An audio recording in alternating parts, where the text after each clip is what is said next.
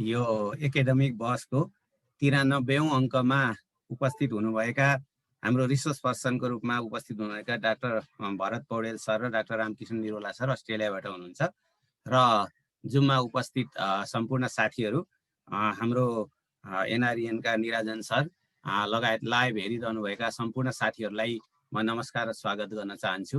म दिलनाथ दङ्गाल त्रिभुवन विश्वविद्यालयमा प्राध्यापन गर्छु र यो लामो समयदेखि चलाउँदै आएको यो रिसर्चसँग सम्बन्धित रहेर, उच्च शिक्षासँग सम्बन्धित रहेर, अर्थसँग सम्बन्धित रहेर चलाइराखेका कार्यक्रमहरू हामीले चैतदेखि नै चलाउँदै आएका हौँ र अहिले बिचमा अलिकति ग्याप भयो। दसैँ तिहारको कारणले तिहार अगाडि हामीले सुरु गरेका थियौँ, तिहार पछि चाहिँ हामीले एउटा मात्रै कार्यक्रम यो उपप्राध्यापकको तयारी कक्षा भनेर गऱ्यौँ।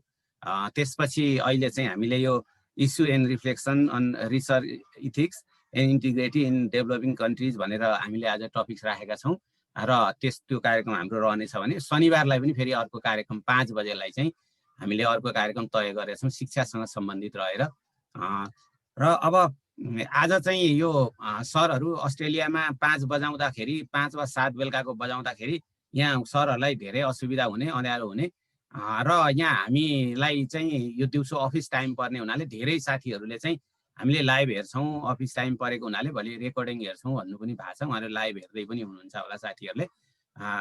र अब मैले चाहिँ यो कार्यक्रम सञ्चालनको दौरानमा यो रिसर्चमा धेरै साथीहरूमा एउटा अभियानको रूपमा चाहिँ यो रिसर्चलाई अभियानको रूपमा लैजाउँ भन्ने हिसाबमा सुरुवात गरेको हो। अहिले पछिल्लो अवस्थामा खुसीको कुरा के छ भने धेरै साथीहरूले चाहिँ यस्ता रिसर्चका कार्यक्रमहरू धेरै ठाउँबाट चलाइराख्नु भएको देखिन्छ। कतिपय साथीहरूले बोलाउनु पनि हुन्छ, कतिपयको लाइभ हेरिन्छ, निराजन सरले जोड दिनुहुन्छ। यो खुसीको कुरा हो। यो अभियानले निरन्तरता पाउनुपर्छ। कम्तीमा हामी कहाँ युनिभर्सिटी लेभलका अथवा अन्य रिसर्चलाई माया गर्ने हामी साथीहरूले चाहिँ रिसर्चका सिक्ने, सिकाउने र रिसर्चमा अलिकति बढी समय दिने, यसमा डिभोटेड हुने, यी कुराहरू बिस्तारै हामीले यो फेमिलियर बनाउन खोजिएको पनि हो रिसर्चमा। अब यसमा हामी सफल पनि भएका छौँ। यो खुसीको कुरा छ। र मैले कार्यक्रमलाई धेरै लामो नबनाइकन आजका हाम्रा दुईजना आदरणीय गेस्टहरू, मेरा मित्र डाक्टर भरत पौडेल र डाक्टर रामकृष्ण निरौला सरलाई म स्वागत गर्न चाहन्छु र मैले लामो समय नलिकन बाँकी समय चाहिँ म मेरा आदरणीय दुईजना मित्रहरूलाई मैले बाँकी समय चाहिँ हस्तान्तरण गर्दछु। सरहरू प्लिज।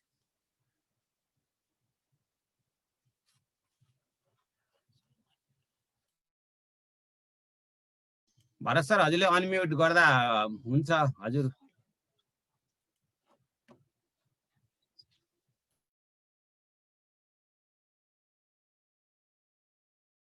रामकृष्ण सर हजुर आफै को होस्ट हुनुहुन्छ, हजुरले अनम्युट गर्न मिल्छ, अनम्युट गरेर बोलिदिनु होला please. Ramakrishna sir.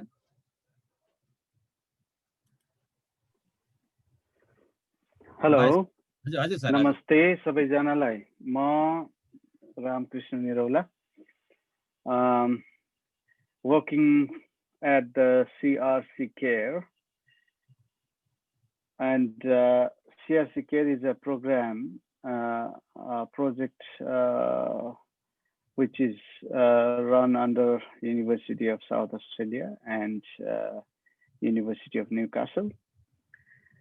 At the moment, I'm working on a research related to wastewater treatment and also publishing some research papers. It gives me an immense pleasure to give a talk program on the issues and reflections on research ethics. So I'd like to thank Dr. Dilnath Dangal ji and Dr. Bharat Poudel, my colleague here in Australia. So first of all, talking about the ethics, ethics is involved in each and every sector, be it politics, be it war, any kind of activity has got ethics. But the research ethic goes few steps behind what the usual course of ethics is. So I'd like to present my first slide over here. So which way do I go? This is the most important question before we start any research.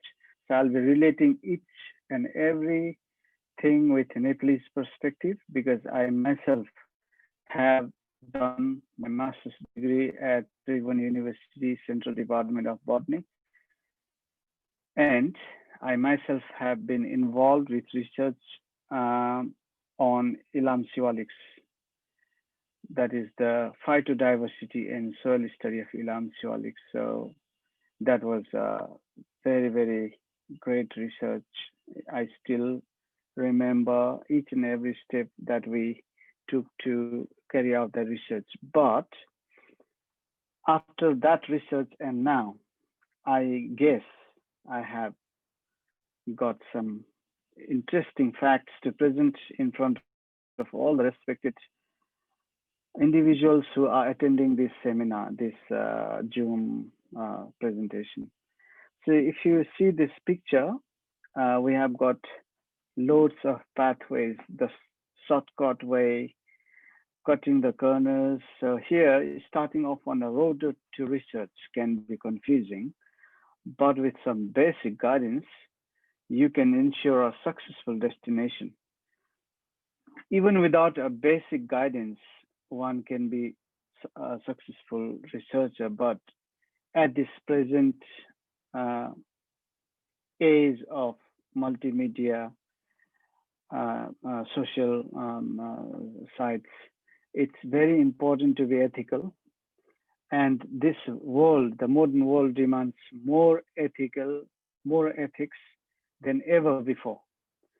If you think about 1970s and now, just to wait for news to arrive in another part of the world, we had to wait for weeks, actually. But now, with the growth of multimedia, with the growth of media, mass media sector, digital media, this has totally changed. So I have gathered some interesting slides, and I hope you'll enjoy. So I take the permission of Dr. Dilnath ji to proceed ahead. If you have any questions, please raise your hand, but I will be taking it ahead. So good evening, ladies and gentlemen. At the moment, I am in a place called Wollongong, and it is 7:30 local time. Here we go. What are ethics in research? So we are basically talking about research ethics. So you have got 5 important things: protection, honesty, accuracy, efficiency, objectivity. I repeat, protection, honesty, accuracy, efficiency, objectivity. Beautiful words. If we see the first one, protection. So preventing someone or somebody, something from suffering harm or injury. Very, very important. If we talk about the Nepalese perspectives, if we are counting rhinos in Chitwan National Park or in all the Terai sector, we need to ensure that we have protected. Honesty, conveying information truthfully and honoring commitment. So honesty is very important. Again, we will be caught of malpractices. So honesty, everybody knows that. I don't have to go further. Accuracy, again, because of the ease of modern technology, it's very, very easy to find out the accuracy of the data, of the findings. So another one. Efficiency, how efficient, how wisely, how well we are, whether we are environmentally friendly, whether we are earth friendly, how efficiently we have managed our budget, and the objectivity, very, very important. So letting the facts speak for themselves and avoiding improper bias. So not explaining too much. I think sometimes they're giving emphasis too much on something. Let's avoid that, is what I have learned so far. Objectivity, just present whatever it is, no exaggeration. So that is it. Now, ethics are rules for distinguishing between right and wrong, norms for conducting that distinguish between acceptable and unacceptable behavior. So why ethics are important? So it's a very usual topic to discuss, but I think that I have been able to put some more points on that sea of knowledge. So they promote the aims of research, knowledge and truth. They go hand in hand. They provide a structure for analysis and decision making. So decision making is very important. So ethics actually help put decision making very confident. They provide guidance for evaluating and balancing benefits and risks of the research. They prompt researchers to protect human subjects. Most importantly, ethics today and the human subjects are very important if we also refer to the backdrop of COVID-19. Now, ethics and research ethics. So now, because we are dealing with research ethics, I am actually going closer and focusing more onto our topic for today. Ethics and research ethics. According to Oxford Dictionary, ethics are moral principles that govern a person's behavior or the conducting of an activity. Morally, researchers are very, very highly molded. So ethics and morals go side by side. So moral values play a major role, but research ethics is specifically interested in the analysis of ethical issues that are raised when people or even animals are involved as participants in research. For example, I was going to check the blood of rabbits that are found in the field, copper mine, old copper mine. So we had the old copper mine. So my job was to take out the blood from the rabbit to check the level of copper that is found in the blood of rabbit.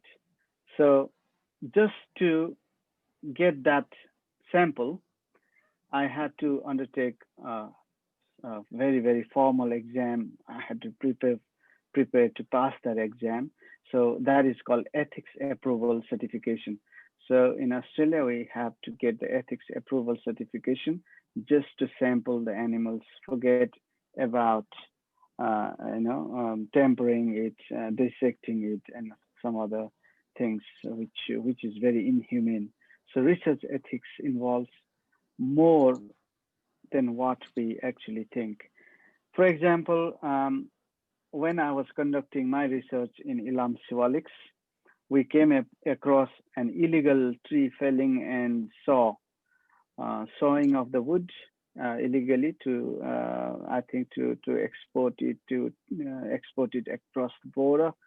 But we were not aware about that kind of scenario, so we didn't know what to do.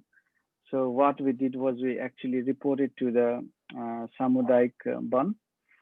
But we were not told that we would come across such incidences. So research ethics actually should be taken great care. And as I gave you an example, we had to sit for an exam to qualify to take samples, blood samples from the animal.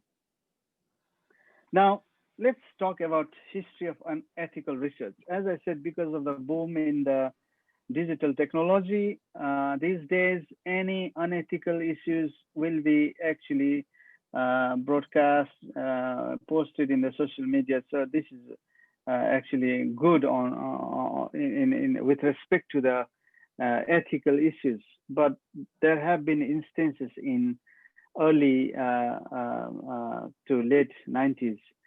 So Tuskegee syphilis experiment. There was a rumor that even in Nepal, the polio vaccination was unethical because people didn't know for how long, how many doses were undertaken. But that is not proven. But here, if we talk about the syphilis experiment of 1932, 1972, the American researchers misled those involved by not providing all the facts required to obtain informed consent. Also, the researchers purposely withheld treatment for 399 African American people with syphilis for the sole purpose of studying the long-term effects of the disease. This study went on for 40 years. Now, we have the COVID-19 vaccines coming up, and we still do not know how ethical they are. It's said over the news channels that Indian Vaccination was yet to have the final testing, but it's up to the producer, up to the companies who actually do the monitoring, risk assessment, and implication to the humanity. Now, problems with ethics in research within the United States. I'm referring to this United States Nature article brought to light, because this article actually, after the onset of this article, the research ethics formally was introduced into the research diaspora. So lack of informed consent. So there was no informed consent. People were not taken permission. They were forcefully conducted. The research was forcefully conducted.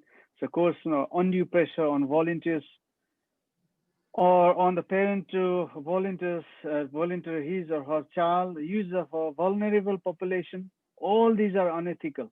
So in Nepal or in the developing countries, are we following this? Are we following this? It is very important.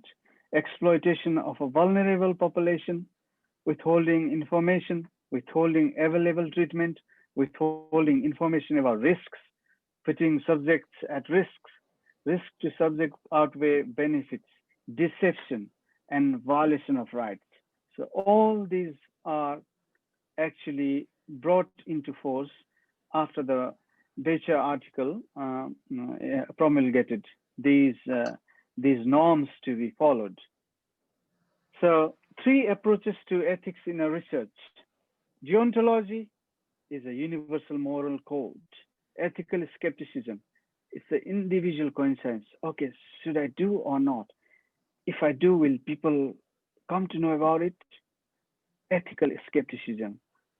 Now, utilitarianism. So costs versus benefits. Some researchers are too much expensive, but ultimately their benefits will be zero. For example, I'll give you an Australian example. Very sadly, the government had to abort 2 major vaccine research in Australia because of the cost versus the benefits. So before they could actually bring into the mass production, it was found that it was going to be too costly, and we never knew whether it was effective or not. So regulatory question was also raised. So these 3 approaches of ethics in research is important. In Nepal, are we following universal moral code? Are we using the individual conscience? And are we also considering costs versus benefits? Now I'll talk about another 3 stakeholders in the research. 3 stakeholders in the research. So participants, students, researcher, so research fellows, senior research fellows, professor, and the funding body. So these 3 stakeholders in the research, they are equally responsible. So the funding body, if somebody is funding a research, has to actually look at all the ethics approval if any animal is involved in research. If a community is going to be interviewed in that research, also the funding body and the researcher body has to find out whether the ethics approval is ticked, whether we have met the minimum requirements of the ethics approval. So here, ethical issues concerning research participants. So in Nepal, we have got several researches which involve participants, which involve mass public. So in that case, while collecting the information, the researcher needs to make the participants clear that the undertaken research is beneficial for society and only relevant information will be collected. So there are a lot of privacy things involved. People will be not very comfortable to talk about the privacy. So we should not breach the privacy of the people. So all these things should be considered to make a very healthy society, to create a very healthy society We should not force. We should be able to wait. We should be very, very patient before we even venture to undertake any research. So this is an important ethical issue. Now, ethical issues concerning research participants. So research participants again involves the mass. So we have got a lot of anthropology researches, all sorts of researches involving the historical, collecting the historical data. So seeking the consent. Are we actually seeking their permission? Because they are a very powerful body.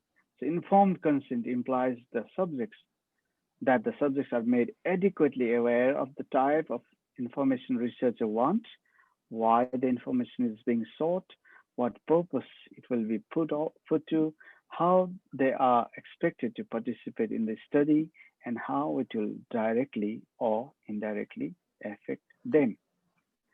Very, very minutely, it's a lot of human rights involved, lots of animal rights involved, and we should be highly considerate, because if we try to force the mass, the society will be under stress and they will revolt. They will revolt in a different way. So we never know.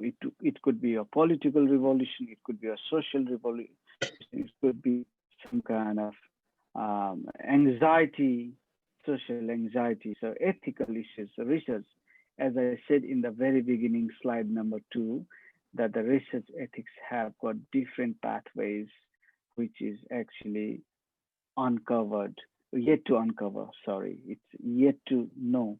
We do not know the full detail of the research ethics, but whatever we know, whatever we have experienced, I'm sharing just my experience, which I have faced.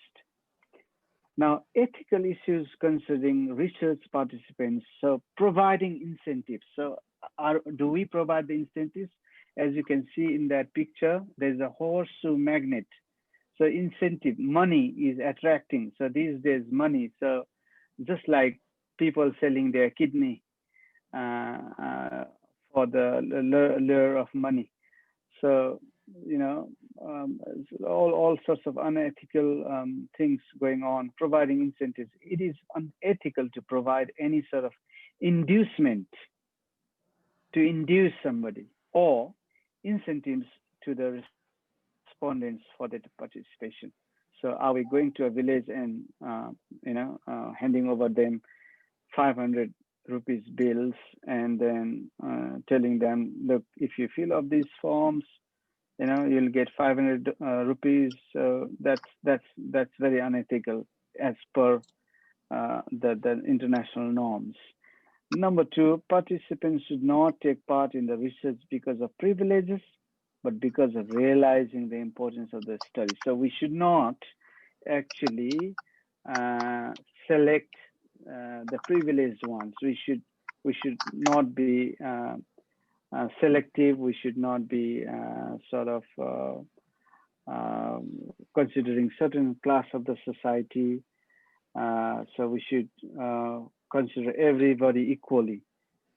But because of realizing the importance of the study, so they should realize, they should be aware about the importance of the study. That means our sampling category, the people and the place where we are sampling should also be highly educated.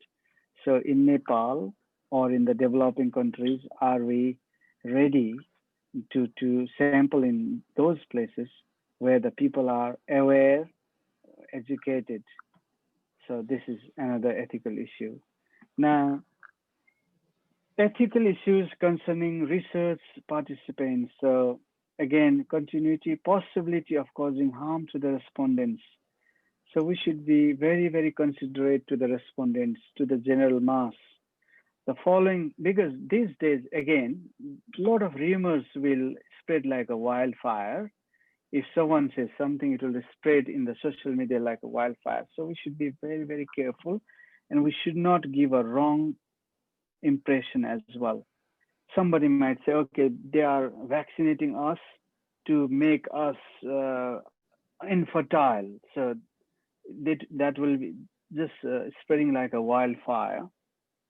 A lot of rumors spread, so we should be very, very considerate. So the following phenomena should be avoided while gathering data from participants. Hazardous medical experiment. We should avoid doing hazardous medical experiments. For example, even the COVID-19, we still do not know what's the end result of this current vaccine. Causing discomfort. So even causing discomfort is unethical. Causing anxiety is another unethical issue, because sometimes, okay, I'll tell you something. I myself volunteered to sit for brain research. So they put a helmet over my head, and after half an hour, I started feeling uncomfortable. So that was not a good thing. So such kind of anxiety might happen. So we never know. So it's a very tricky situation actually. Causing harassment. So we Nepalese people are very, very aware about it. We are a very highly educated society. Nepalese society is politically highly advanced compared to other South Asian countries. I am very proud to say that. So we know whether it's a harassment or not. Invasion of privacy, but this is very important in the developing countries' perspective. Invasion of privacy. We should avoid to dig people's privacy if the person is not very comfortable, number one. Number two, we should always consider their privacy. Privacy policy is very important. And demeaning procedure. So demeaning, demoralizing. So it's not only physical, it's also mental, social, all sorts of angles should be considered while undertaking research. Now, ethical issues concerning research participants. So again, I would like to reiterate this maintaining confidentiality in terms of Nepalese perspective, in terms of developing countries' perspective. Integrity of the research is very important. Privacy is very important, but on top of that, maintaining confidentiality. Information should only be used in research purposes. So we should not use that information for any kind of commercial marketing or any other thing. Personal information of the participants or information that can harm individuals should remain confidential. Very, very important, very tricky situation, because it's especially in the health research, such things are very, very important. A person might be suffering from another disease. A lot of things are involved, a lot of social taboo. Until 1970s, people with certain diseases used to be discarded from the society, but that is wrong. People with the mental health used to be made worse, but now the things have changed.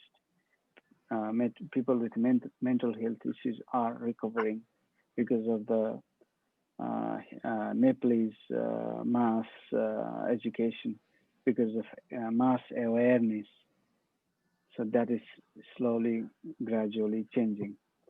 In such cases, the anonymity of participants should be ensured by the researcher. So the participants should be kept anonymous, so they can give another name, but we should not expose the person involved in the research if there is anything wrong, because that will complicate, as I said, it will give stress to the society, and the society will express from different way. It could be political revolt, social disharmony, social mistrust, all sorts of things happen. Even religious caste, so it's very, very important for people like researchers highly educated people to maintain confidentiality. Ethical issues for researchers. So researchers have to avoid bias, means they should not hide or misinterpret any outcome to conclude a certain or predefined results. So just because of the funding, just because we want to be the favorite of the government or a political party, we should not be biased. That's very unethical. We can cheat the masses, but we cannot cheat ourselves. So first of all, ethics starts from us. We can tell lie to others, but we cannot tell lie to ourselves. So we know that if I'm telling lie to someone, the person doesn't know I'm telling him the lie, but I will know myself that I'm telling the lie. It's the same thing implies here. My professor said this to me. It's very, very cool stuff, that ethics, we can tell lies to others, but we can't tell lie to ourselves. So that will remain there forever with us. So it's very important. Ladies and gentlemen, the next point is researchers have to use the data in fruitful researches. So, for example, if we are researching on uranium, we should be talking about the fruitfulness of that uranium, not about dropping in it, developing an atom bomb sort of things. They should not overlook any valuable data. So if there's any valuable data, if the data is deviating, we should be very, very open-minded to talk about that deviation as well. So we should not overlook if there's any unusual thing happening. We should consider that unusual thing happening. Is it an error? Is it a real deviation? So let us consider not only the good part of the research, I mean the positive result of the research, but also the negative results. Sometimes we do get negative results. We might need to revisit that data. Yes, please. Yeah, okay. Yeah. The slide, I think we need to more focus on Nepal. There are a few questions coming there. Yeah. There is next slide is starting regarding Nepal. And then, is it all right? Yeah. Researchers should not use inappropriate methodologies such as bias sampling, using invalid instruments, and drawing wrong conclusions. So, biased sampling, we should very much avoid that, because bias sampling leads to overlooking any valuable data. Now, ethical issues for funding body. The funding body should not select the methodology, prohibit the publication, or impose restriction on the research. It is very unethical for the funding body to misuse the data. Means it's not ethical using the data to prove or disprove certain agenda, or using the data in wrong extent. Now, this is on the Nepalese context. 7 research ethics with emerging countries. So number 1, ethic. The research plan. मैले थोरै हजुरलाई request गर्ने भएँ, यहाँ साथीहरूले यहाँ private केही message गर्नुभएको छ, केही एक्सप्लेनेसनहरू चाहिँ नेपालीमा पनि गरिदिनु भयो, अलिक इजी हुन्थ्यो कि भन्ने खालको कुरा आएको छ, त्यसले गर्दा सरलाई कन्टिन्यू गरिदिनु प्लिज। हजुर, मैले यो 7 वटा बुँदा तयार पारेको छु, जो चाहिँ नेपाली परिवेशमा, जसमा चाहिँ म आफै पनि त्यसमा इन्क्लुडेड छु। नेपाली परिवेशमा सुहाउँदो बुझिँदो, किनभने अब अमेरिका अथवा बेलायतमा बनिएका एथिक्स कहिलेकाहीँ नेपालमा मेल नखान पनि सक्छ, अथवा नेपाली चाहिँ पाराको हाम्रो एथिक्स, हाम्रो मोरल भ्यालुज भनिन्छ, त्यो चाहिँ उता मेल नखान पनि सक्छ। र यो चाहिँ सिनेरियोमा हामीले कसरी यो दुवै चिजलाई चाहिँ हामीले ब्यालेन्स गर्न सकिन्छ त? हामी जस्ता थर्ड वर्ल्ड कन्ट्रिज नै त नभनौँ, म थर्ड वर्ल्ड कन्ट्रिज भन्न रुचाउँदिनँ, तर हामी डेभलपिङ कन्ट्रिजका विकसनमुख देशका नागरिकहरूले हामीले कसरी ब्यालेन्स गर्न सकिन्छ? बुन्दाले के भन्दैछ त, research plan must receive prior review by N independent ethics review committee. के नेपालमा इन्डिपेन्डेन्ट एथिक रिभ्यू कमिटी छ त भन्ने एउटा प्रश्न खडा हुन्छ र हामीले प्राध्यापकज्यूहरूले काठमाडौँ युनिभर्सिटी, त्रिभुवन युनिभर्सिटी यस्ता ठुला ठुला विश्वविद्यालयहरू छन्, हाम्रामा चाहिँ ज्ञान नभएका पनि होइनन्, तर हामीले मलाई लाग्छ मलाई थाहा नहुन पनि सक्छ, तर इन्डिपेन्डेन्ट एथिक्स रिभ्यू कमिटी छ कि छैन भन्ने प्रश्न खडा हुन्छ। मैले जहाँसम्म बुझेसम्म चाहिँ छैन नै।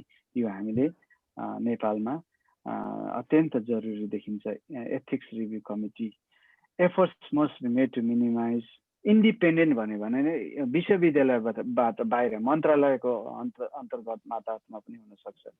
Efforts must be made to minimize the risk to research participants. अब हामीले जहिले पनि एथिक्स भन्ने बित्तिकै कुनै भ्यागुतो अथवा मुसोलाई मात्रै नभएर रिसर्च गर्ने आफैलाई पनि चाहिँ एउटा रिस्क गरिएको छ छैन। जस्तै त्रिभुवन विश्वविद्यालयमा म आफै पढ्दा मभन्दा अगाडिको ब्याचको एकजना दाइले हर्बेरियम कलेक्सन गर्ने बोतलमा चाहिँ राखेको रहेछ फर्मेलिन, उहाँ दाइले पानी भनेर सटै पिउनु भएको छ। यस्ता कुराहरू त्यो दाइको चाहिँ तुरुन्तै उहाँ चाहिँ बित्नुभयो।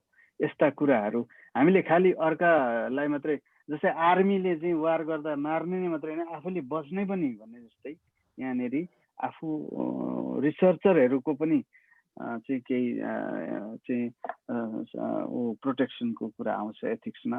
भोलि केही भएको खण्डमा research must involve regional risk benefit ratio.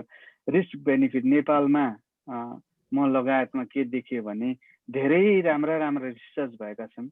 Risk benefit ratio हेऱ्यो भने चाहिँ रिसर्चरहरूले बेनिफिट गर्ने रेसियो, रिस्क बेनिफिट रेसियोमा चाहिँ एकदमै धेरै चाहिँ ठुलो ग्याप भेटिन्छ। त्यसलाई मिनिमाइज गर्नुपर्ने हुन्छ। यो नितान्त यो 7 वटा बुँदा नेपाली परिप्रेक्ष्यमा बनाइएको हुनाले मैले यसलाई व्याख्या गर्दैछु। Adequate plans for the care and compensation of participants for injuries directly related to the research supervision. जस्तै म आफै पनि इलामको चुरेमा रिसर्च गर्दाखेरि हामीहरू चाहिँ कहिलेकाहीँ पहरामा पनि चढेर त्यो डोरी बान्नु पर्ने हुन्थ्यो त्यस्तो, अथवा रुखमा चढ्नु पर्ने। त्यहाँ लडिहालेको भए केही भएको भए चाहिँ इन्सुरेन्स थियो त भन्ने कुराहरू पनि आउँछ। अब यो एथिक्समै आउँदो रहेछ यो कुराहरू पनि होइन। यसो सोच्दा एथिक्स कस्तो भनिन्छ, तर यो एथिक्स भित्रै आउँदो रहेछ। र अर्को 5 नम्बरमा individual informed consent must be obtained from all participants. पार्टिसिपेन्ट्सको इन्डिभिजुअल इन्फर्म कन्सेन्ट उहाँहरूलाई हामीले सबै सिग्नेचर गराएर यो हुन्छ यसको लागि भनेर नितान्त सबै त्यो रिसर्चको चाहिँ नि सबै प्याकेजै रिसर्चको समस्त त्यसमा भएका इन्फर्मेसनहरू सबै बुझाइनु पर्ने देखिन्छ। त्यो गरिँदो रहेन रहेछ, गरिँदैन। जस्ट 2-4 शब्द भने लु हामी यस्तो गर्दैछौँ भने त्यो होइन रहेछ। हामीले चाहिँ रिसर्चको सबै हाम्रो प्रोपोजलदेखि लिएर सबै कुराहरू चाहिँ पार्टिसिपेन्ट्सलाई दिनुपर्ने रहेछ। नियम बनाउनु पर्दछ। त्यो रहेछ एथिक्स भनेको। हामीले चाहिँ कुनै गाउँले मान्छेलाई भनेर यस्तो किसिमले उहाँलाई त्यो गर्नु हुँदैन, किनभने जो गाउँको व्यक्तिलाई पनि त्यो सबै फाइलहरू देखाउँदा नेपालीमा उल्था गरिएको हुन्छ, के हुन्छ। त्यसरी गर्दाखेरि अझ त्यसलाई चाहिँ फलदायी हुन्छ। र 6औं नम्बरमा 6औं बुँदामा इक्वल कन्सिडरेसन इन केयर, सबै पार्टिसिपेन्ट्सलाई उत्तिकै हामीले मान्यता दिनु पर्यो, ठुलो सानो नभनी। त्यो पनि हामीहरूकोमा ल्याकिङ छ जस्तो लाग्यो। जस्तो यहाँ अस्ट्रेलियामा हामीले रिसर्च गर्दाखेरि कहिलेकाहीँ यहाँका एबोरिजिनल यहाँका चाहिँ पुराना एबोरिजिनल मान्छेहरू पनि हुन्छन्, कोही माइग्रेन्ट्सहरू पनि हुन्छन्। ती सबैलाई एउटै किसिमको उसले चाहिँ हेरिन्छ। त्यो सबैतिर त्यसरी मिलाएको हुँदो रहेछ। यो कुराहरू सायद नेपालमा अलिकति छैन कि हामीहरू पार्टीगत हिसाबले पनि पो बाँडिएका छौँ कि त्यो हिसाबलाई त्यसलाई पनि हामीले कन्सिडर नगरिकन त्यसलाई त्यतातिर नगइकन हामीले सबैले equal consideration care. There must be an equitable distribution of the burden and the benefits of research. कसैले रिसर्चरले चाहिँ रिसर्च गरेर सक्यो, बेनिफिट्स चाहिँ इन्भेस्टरले मात्रै गर्ने भन्ने पनि हुँदैन। नेपालका विभिन्न जर्नलहरूलाई हामीले इनरिच गर्नुपर्छ। जस्तै मैले हिजोअस्ति यहाँ अस्ट्रेलियामै गरेको रिसर्चलाई वनको जानकारीमा छपाएको छु। हामीहरू यहीँकै प्रोफेसर, यहीँ हामीहरू 4 जना, यहाँको वन विभागकै डाइरेक्टर जेनरल एकजना, म र मेरै प्रोफेसर र एकजना मभन्दा सिनियर चाइनिज प्रोफेसर, उहाँ चाइनाबाट पहिले आउनु भएको, उहाँ स्ट्याटिस्टिसियन। यसरी हामीले रिसर्च नेपालकै जर्नललाई हामीले इनरिच गरेर इन्टरनेसनलाइज गर्न सक्नुपर्छ, जसले गर्दाखेरि त्यो रिसर्चरले चाहिँ पनि बेनिफिट पाइरहन्छ भनेर यसरी एथिक्समै पर्दो रहेछ। यो रिसर्चको पब्लिकेसन पनि एथिक्समै पर्दो रहेछ। यो 7 वटा बुँदा चाहिँ यसरी मैले यहाँहरू समक्ष राखेको छु र यति भन्दै मेरो यो स्लाइड चाहिँ नि यही समाप्त हुन्छ। यहाँहरूलाई धेरै धेरै धन्यवाद। सायद लामो भयो होला। Thank you. धन्यवाद सर। यसपछि दोस्रो हाम्रो भरत सर हुन्छ। डाक्टर साहबलाई मैले समय उपलब्ध गराएँ। Bharat sir please. हजुर, धन्यवाद सबैलाई। अब म आधा नेपाली आधा अङ्ग्रेजी गरेर मिलाउँछु। Dr. Niraulaलाई for the good presentation, thank you. अब म चाहिँ अलिकति नेपालतिर फोकस गरौँ भन्ने लागिरहेको छ। मेरो चाहिँ अब मेरो अनुभवको कुरा गर्दाखेरि चाहिँ अब हामीले सँगै 2016 मा PhD सकेको हो, डाक्टर निरौला र मैले। PhD र मास्टर्स दुईटैमा रिसर्चको चाहिँ जुन master by research, master by thesis अथवा PhD अथवा जुरिस डक्टर्स, अरू जुन जुन खालको चाहिँ रिसर्च कम्पोनेन्टहरू हुन्छ युनिभर्सिटीहरूको डिग्रीहरूमा, त्यसको चाहिँ रिसर्चको करिब करिब त्यसको एथिकल र इन्टेग्रिटीको चाहिँ प्रश्नहरू चाहिँ करिब करिब उस्तै हो। जस्तो डेफिनेसनको कुरा अघि उहाँले गरिसक्नुभयो डाक्टर निरौलाले। यो चाहिँ यो समाजको एथिक्स अथवा समाजको इन्टेग्रिटी, राजनीतिको एथिक्स, राजनीतिको इन्टेग्रिटी भने जस्तै रिसर्च कम्युनिटीको पनि एथिक्स र इन्टेग्रिटी चाहिँ हुन्छ। अखण्डता र त्यसको चाहिँ एउटा अनुशासन त्यहाँनिर चाहिँ हुन्छ। त्यसैले चाहिँ research ethics refers to ethical conduct in research भनेको अब सरकारमा पनि सरकारले एथिकल्ली काम गर्यो, इन्टिग्रिटीलाई मेन्टेन गर्यो भने, सरकार ट्रान्सपरेन्ट भयो भने, जनताको कुरा सुन्यो भने त्यसको चाहिँ इम्प्याक्ट पोजिटिभली पर्छ भनेर भने जस्तै रिसर्च इन्टिग्रिटीमा चाहिँ के भने यो ट्रस्ट र कन्फिडेन्स बढाउने रिसर्च इन्टिग्रिटीको काम चाहिँ। तपाईँ रिसर्च कुनै प्रोजेक्ट अन्तर्गत गर्दै हुनुहुन्छ भने प्रोजेक्टले तपाईँलाई घुमाउरो तरिकाले हाम्रो उद्देश्य चाहिँ यो खालको हो है भनेर भनिरहेको हुन्छ। त्यही अनुसार रिजल्ट निकाल्नको लागि तपाईँ त्यहाँ त्यो फन्ड लिइरहेको हुनुहुन्छ अथवा चाहिँ तपाईँले तलब खाइरहेको हुनुहुन्छ अथवा फेलो भएर काम गरिरहेको हुनुहुन्छ। त्यो चिजबाट जोगिने भनेको चाहिँ जोसँग जसको प्रोजेक्टमा जुन अर्गनाइजेसनको एग्रिमेन्टमा तपाईँ प्रोजेक्टमा काम गरिरहनु भएको छ, तपाईँको उद्देश्य चाहिँ त्यो टार्गेट ग्रुप बेनिफिटेड हुन्छ कि हुँदैन भन्ने चाहिँ भेरी मच इम्पोर्टेन्ट हो रिसर्चमा। मैले नेपालको अहिले अलिकति खुसी चाहिँ केमा लागेको छ अहिले पछिल्लो चरणमा भने टियुको युनिभर्सिटी ग्रान्ट कमिसन UGCले चाहिँ जुन 1.5 वर्ष 2 वर्ष अगाडि, सायद 1.5 वर्ष अगाडितिर होला, यो एउटा UGC research development and innovation programme implementation guidelines भनेर जुन निकालेको थियो, त्यो एउटा राम्रो माइलस्टोन पनि हो। किनभने अब हाम्रो जस्तो नेपाल स्वास्थ्य अनुसन्धान परिषदको उसको आफ्नै खालको छ। जस्तो यो सबै सेक्टरहरूमा UGC त अब त्रिभुवन युनिभर्सिटीको अथवा बढी फोकस चाहिँ बढी विद्यार्थी त्रिभुवन युनिभर्सिटीमा बढी बजेट त्यहाँ हुने भएको हुनाले यो युनिभर्सिटी ग्रान्ट कमिसन अन्तर्गत UGC को बढी फोकस त्यता पनि देखिन्छ। तर मैले यहाँ अस्ट्रेलियाको उदाहरण दिन पर्यो भने चाहिँ जस्तो अस्ट्रेलियन रिसर्च काउन्सिल भन्ने छ, यहाँ ARC भन्छ, ग्रान्टहरू ARC बाट जान्छ। अरू छुट्टै रिसर्चका प्रोजेक्ट र चाहिँ कोल्याबोरेटिभ प्रोजेक्टहरू अथवा चाहिँ इन्स्टिट्युसनहरू छन्। त्यो चाहिँ भयो। जुन गाइडलाइन्स हाम्रो चाहिँ नेपालको चाहिँ UGCले बनाएको थियो त्यो एउटा राम्रो स्टेप हो, तर त्यो यथेष्ट होइन भन्ने चाहिँ म भन्न चाहन्छु रिसर्चको त्यो इन्डिभिजुअल हाम्रो एप्रोच हामीले काम गर्ने तरिकाको बारेमा म एकैछिनमा अलिकति भन्न चाहन्छु तर हाम्रो नेपालको रिसर्च ग्रेजुएटहरूको स्ट्यान्डर्ड के संसारसँग प्रतिस्पर्धा गर्न सक्ने खालको छ त are they competent to compete to the world भन्ने एउटा चाहिँ मेन प्रश्न चाहिँ अहिले देखिएको छ मैले पनि एउटा मास्टर्स नेपालमै गरेको मैले नेपालमा पनि थेसिस गरेको थिएँ but I was not satisfied मैले मेरो देशलाई डिमिनिस गर्न खोजे होइन कि मैले त्यो रिगरस एप्रोचेसहरू स्टेप्सहरू मैले हेलचक्राइ गरेँ मैले फलो गरिनँ किनभने मलाई छिटो पास गर्नु थियो मलाई छिटो विदेश जानु थियो त्यसको चाहिँ असर मलाई कहाँनिर पर्यो भने I had to re-enrol here for another masters degree to know more about research भनेपछि हामी कहाँ छौँ हामीलाई यो देशमा अथवा अरू इन्टरनेसनल कम्युनिटीमा इन्टरनेसनल रिसर्च एरिनाहरूमा छिरिसकेपछि हामीलाई के कमजोरी थियो त हाम्रो भन्ने कुरा छर्लङ्ग हुन्छ यहाँको इन्भाइरोमेन्टमा 1-2 महिना हेरेपछि बुझेपछि मान्छेहरूसँग कुराकानी गरेपछि